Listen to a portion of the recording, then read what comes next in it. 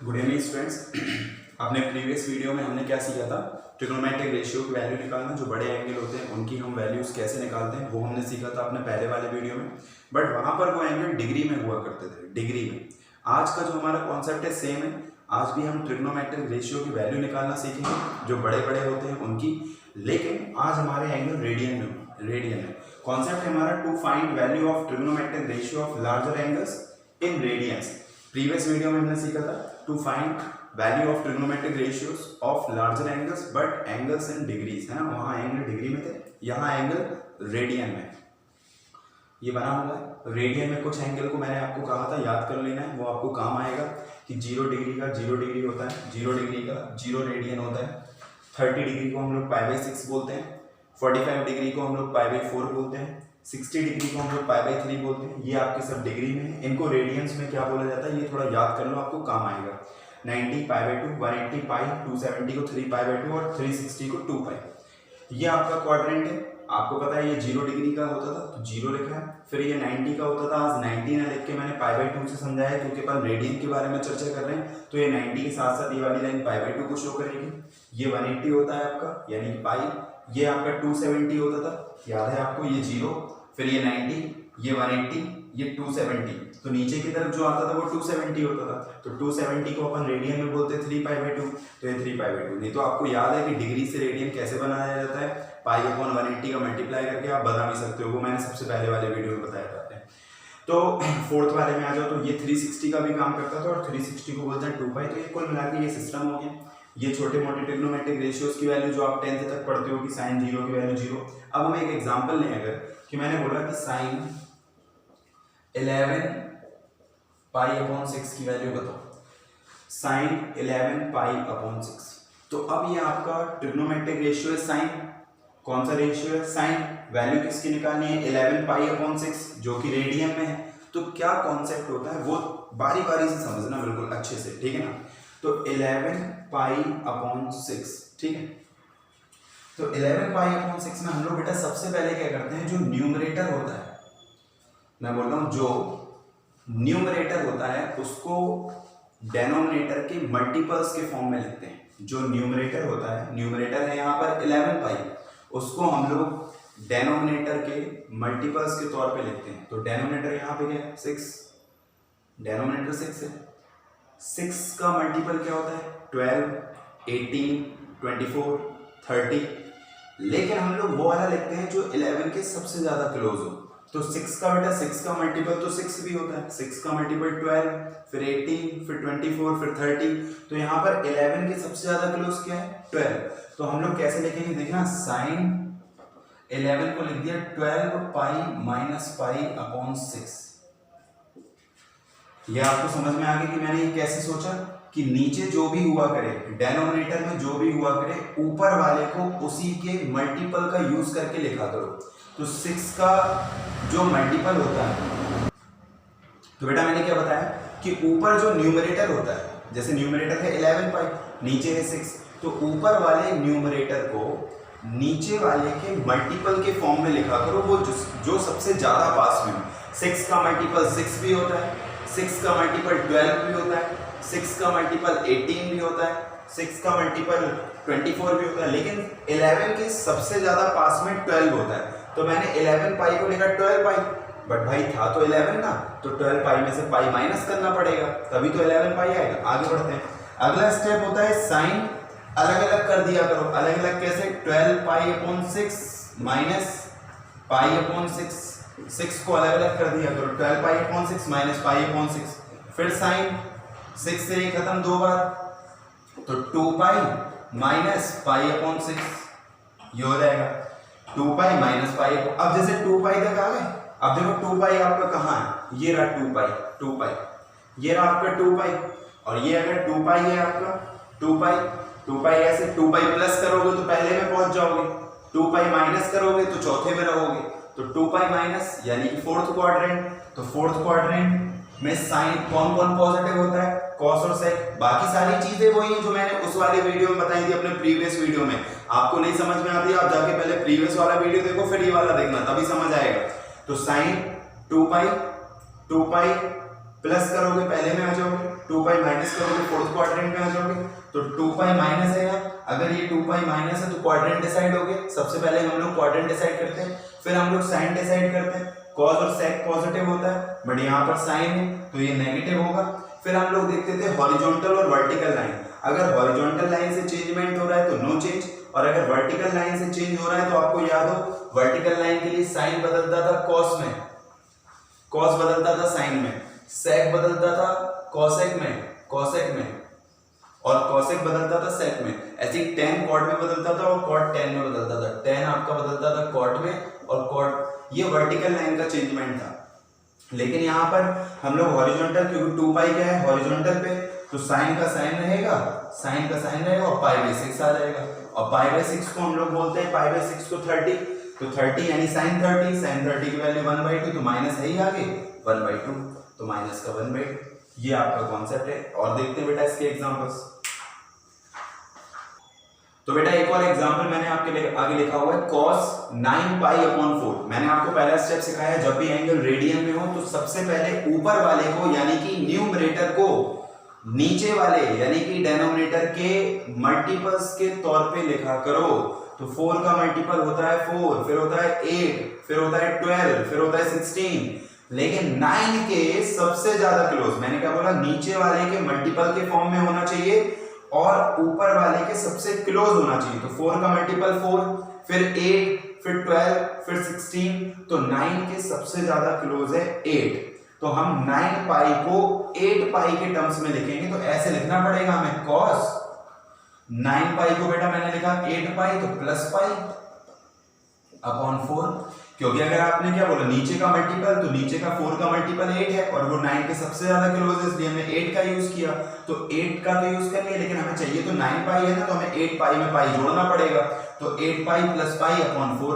फिर हम लोग अलग अलग कर देते हैं, cos अलग अलग करो बेटा, तो 8 पाई अपॉन 4, 8 पाई अपॉन 4 अलग करेंगे, 8 पाई अपॉन 4 और plus pi upon 4, pi upon 4। फिर cos 4 से कट गया, 4 से कटा 2 बार, तो 2 पाई और प्लस पाई बाई 4। अब यहां तक आने के बाद ये आपके कॉन्सेप्ट की लाइन है कि चेक क्वाड्रेंट। सबसे पहले क्वाड्रेंट चेक करो, तो देखो 2 पाई प्लस ये रहा आपका 2 पाई। 2 पाई से प्लस करोगे पहले में पहुंच जाओगे। 2 पाई था, 2 पाई आप माइनस करोगे तो ऐसे, और 2 पाई प्लस करोगे तो उल्टा, तो यानी आप पहले में पहुंच गए। पहले में क्या होता है, सारे पॉजिटिव होते हैं तो आप प्रोवाइड साइन करो, तो सब पॉजिटिव होते हैं तो आपने साइन प्रोवाइड कर दिया प्लस का, क्योंकि सारे पहले में क्या होता है, सारे पॉजिटिव होते हैं, तो यहाँ चाहे कॉस हो चाहे कोई भी हो वो प्लस रहेगा। फिर उसके बाद हम लोग देखते हैं हॉरिजॉन्टल और वर्टिकल लाइन। अगर हॉरिजॉन्टल है तो सेम रहता है, वर्टिकल है तो ये चेंजमेंट होता है। तो हमारी लाइन जो है हॉरिजॉन्टल है तो सेम रहेगा, कॉस का कॉस आ जाएगा, और फिर क्या बचता है लास्ट वाला एंगल, ये पाई बाई 4, तो कॉस पाई बाई 4, और पाई बाई 4 को क्या बोलते हैं 45, और 45 की वैल्यू क्या होती है 1/√2, तो आपका आंसर आ गया 1/√2। बेटा एक चीज और समझो, ये 1/√2 आ गया, ये जो लाइन है ये पाई को शो करती है, ये वाली 2 पाई को, लेकिन ऐसा नहीं है, और भी एंगल्स को शो करती है। जैसे आप जानते हो ये क्वाड्रेंट है, ये क्वाड्रेंट, जब आप इतना घूमे तो ये पाई हो, और घूमे तो ये 2 पाई होगी, ये 2 पाई, यानी ये वाली लाइन पाई को शो कर रही है, ये वाली 2 पाई। आप अगर एक और बार घूम जाओगे तो ये पाई के अलावा 3 पाई को भी शो करने लगेगी, फिर एक और बार घूम जाओगे तो 3 पाई के बाद 4 पाई को भी शो करने लगेगी, फिर अगर आप एक और बार घूम जाओ तो ये 3 पाई के अलावा 5 पाई हो जाएगी। जैसे देखना, पाई, फिर 2 पाई, फिर आगे बढ़े 3 पाई, फिर आगे बढ़े 4 पाई, फिर आगे बढ़े 5 पाई, फिर आगे बढ़ जाओ तो ये 6 पाई, फिर आगे बढ़ जाओ तो ये आपका 7 पाई, फिर आगे बढ़ जाओ तो ये आपका 8 पाई। कहने का मतलब ये है जितने भी पाई के ऑड मल्टीपल्स होते हैं, जितने भी पाई के ऑड मल्टीपल्स होते हैं वो सब लेफ्ट साइड होते हैं, इस तरफ, ये आपको काम आएगा आगे चल के।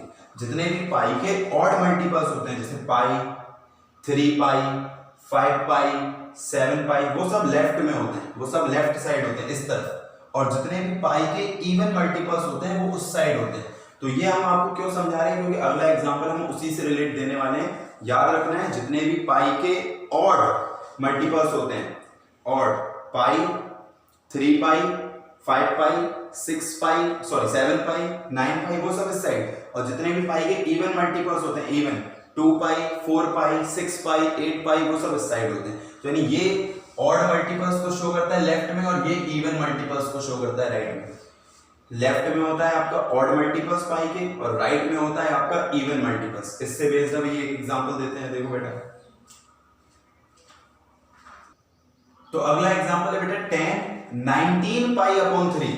तो पहला स्टेप हमारा क्या बोलता है, ऊपर वाले को ऐसे एक्सप्रेस करो कि वो नीचे वाले का मल्टीपल हो और क्लोज हो। तो 3 का मल्टीपल 6 9 12, 3 के multiple 6 9 12 15 18 21।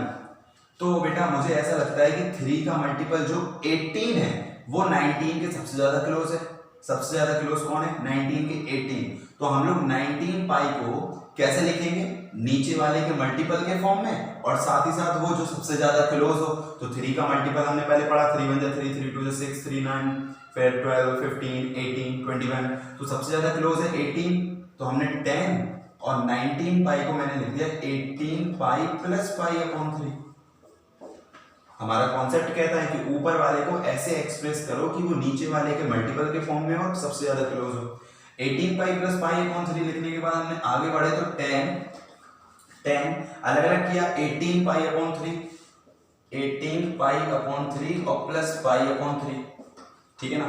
10 18 pi upon 3 plus pi upon 3।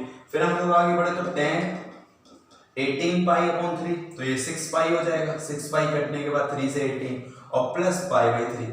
तो अब समझ में आया कि अगर ये 6 पाई आ गया तो आपको डरना नहीं है। हमने आपको सिखाया जो भी पाई के ऑड मल्टीपल्स होते हैं, ऑड पाई 3 पाई 5 पाई वो इस तरफ रुकते हैं, जितने भी पाई के इवन मल्टीपल्स होते हैं वो उस साइड रुकते हैं, जैसे 2 पाई 4 पाई 6 पाई।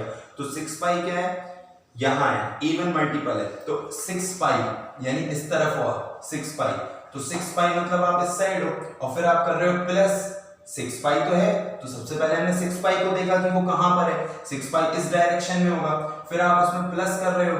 तो जैसे ही 6 पाई इस डायरेक्शन में प्लस किया तो आप पहले में पहुंच गए। तो सबसे पहले चेक क्वाड्रेंट, तो हमें समझ में आ गया हमारा ये क्वाड्रेंट फर्स्ट है। फर्स्ट में ऑल पॉजिटिव होते हैं, तो जो 10 है ये भी आपका प्लस रहेगा, ये प्लस रहेगा। फिर प्रोवाइड साइन तो प्लस हो गया। अब हॉरिजॉन्टल लाइन का आप यूज कर रहे हो तो 10 का हॉरिजॉन्टल लाइन में सेम रहता है, तो जो 10 है वो 10 रहेगा, जो 10 है वो 10 रहेगा।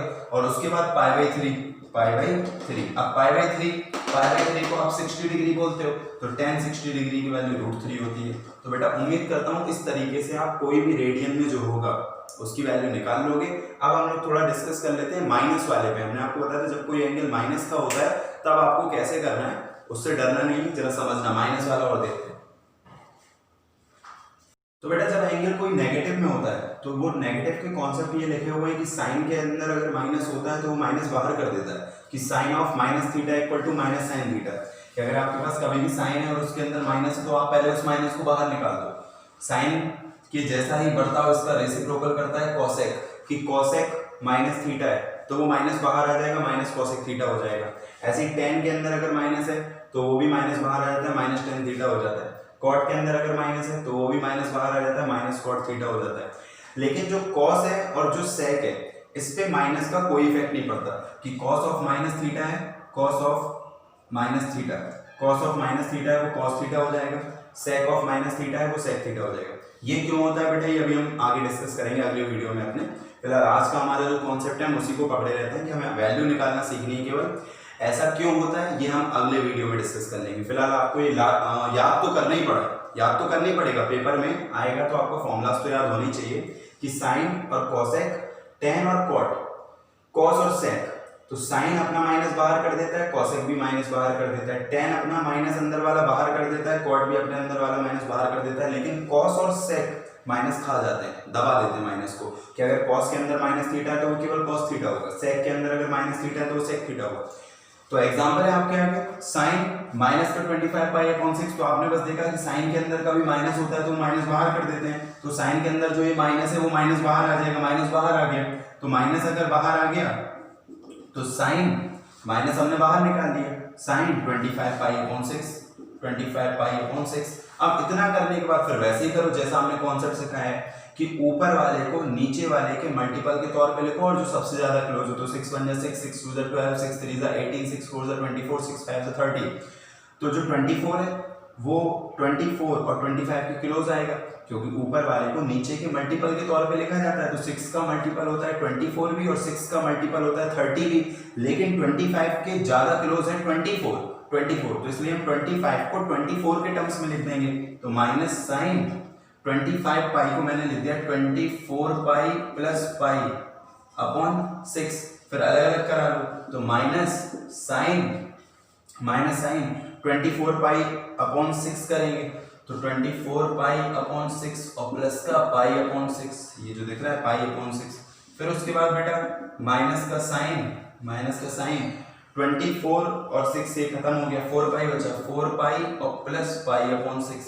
अब हम लोग देखेंगे क्वाड्रेंट। तो आपको अभी मैंने सिखाया कि ये क्वाड्रेंट होता है जिसमें जितने भी इवन मल्टीपल्स होते हैं वो उस साइड रुकते हैं, उस साइड, यानी यहाँ पे 2 पाई होता है, 4 पाई होता है, 6 पाई होता है, सब इवन मल्टीपल उस साइड रुकते हैं। तो यहाँ पे भी तो आपका ये 4 पाई प्लस है, 4 पाई बोले तो पाई का इवन मल्टीपल 4 पाई, तो ये उस साइड होगा, फिर आप उसमें प्लस करोगे तो आप पहले क्वाड्रेंट में आ जाओगे। देखो 4 पाई आपका यहाँ रुका, आपने प्लस किया तो आप पहले क्वाड्रेंट में आ गए, तो 4 पाई प्लस, पहले क्वाड्रेंट में सारे पॉजिटिव होते हैं और हॉरिजॉन्टल लाइन का यूज कर रहे हो, हॉरिजॉन्टल लाइन का तो कोई चेंज नहीं होगा, साइन का साइन रहेगा, तो साइन का साइन, और ये जो माइनस चल रहा है ये तो रहेगा, माइनस अपनी जगह रहेगा, साइन 4 पाई प्लस आ जाएगा पाई बाई 6, और पाई बाई 6 की वैल्यू होती है 30 यानी 1/2, तो माइनस 1/2। तो सीधा सा मतलब है चीजें सब वही है, बस हमने क्या बताया, जब माइनस हो तो आपको ये याद रखना है कि साइन है तो माइनस बाहर कर लो, कॉसेक है तो माइनस बाहर कर लो, टेन कॉट में भी माइनस बाहर कर लो, लेकिन कॉस और सेक में माइनस हटा दो, कोई फर्क नहीं पड़ता।